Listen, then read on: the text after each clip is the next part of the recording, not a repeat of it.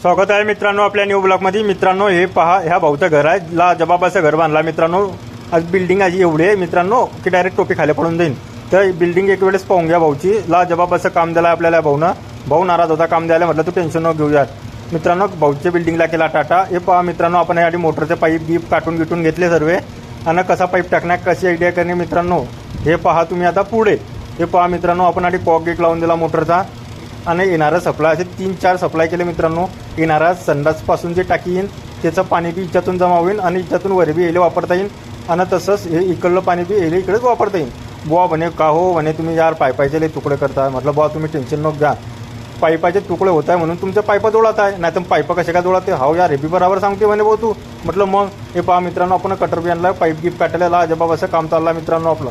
हे पहा मित्रांनो, आपला दुपारचा टाईम झाला आहे, चहाचा टाईम। अशी लाजबाब अशी चहा झाली, आपण बी चांगली कच मारून घेतला चहाचा।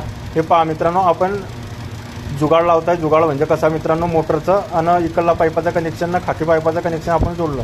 हे पहा मित्रांनो, मोटर आपल्याकडे पाहते की बोमल लावशील कवा, म्हटलं तू टेन्शन नको घेऊ, तू लावल्याशिवाय मी।